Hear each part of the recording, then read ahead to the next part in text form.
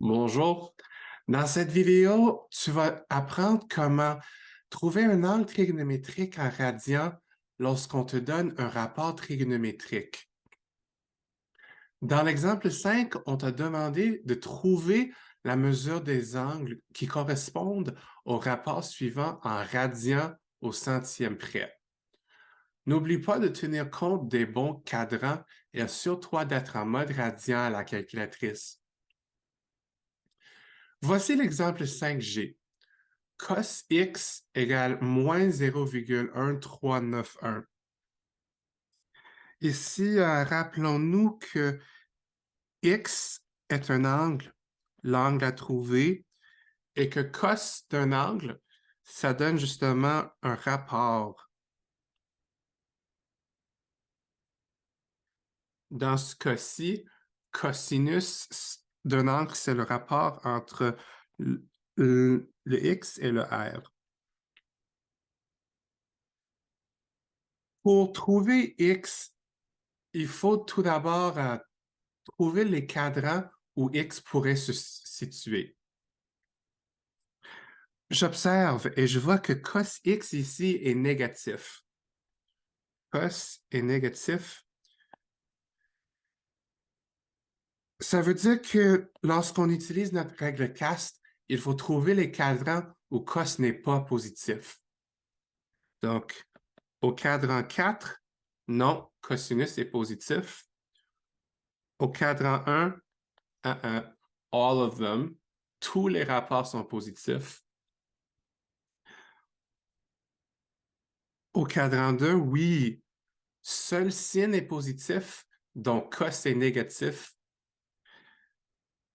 Au cadran 3, oui, seul tan est positif, alors cos est négatif.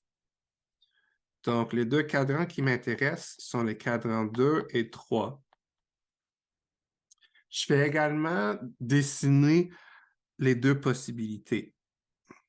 Donc, possibilité numéro 1 pour x, puis la possibilité numéro 2 pour x. À la calculatrice, on va trouver notre angle de référence. Donc, AR égale cos moins 1. Ici, je vais prendre une valeur absolue. Donc, effectivement, je vais pitonner cos moins 1 de plus 0,1391. À la calculatrice, j'obtiens 1,43 radians. Donc, mon angle de référence qui touche toujours l'axe des X et le côté terminal se situe ici, 1,43 radians. Ici, 1,43 radians.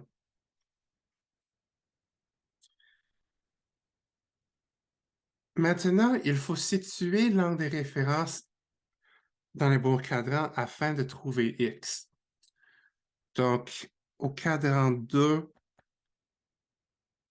on voit, ben ici c'est pi radian, 180 degrés. L'angle X est un peu inférieur à pi radian. Donc, je vais faire X égale pi moins mon angle de référence, 1,43. J'obtiens 1,71 radian. Pour le cadran 3, je remarque que l'angle qui m'intéresse, celui en noir, est un peu supérieur à pi radian. Donc, x égale pi plus mon angle de référence, 1,43. J'obtiens la calculatrice 4,57 radians. Donc, pour résumer, lorsqu'on te demande un angle trigonométrique et qu'on te donne un rapport, ça veut dire que j'ai deux possibilités pour mon angle. Il faut trouver les cadrans pour mes deux possibilités, puis l'angle de référence, puis après avoir trouvé le AR, il faut situer l'angle de référence dans les bons cadrans. Merci beaucoup.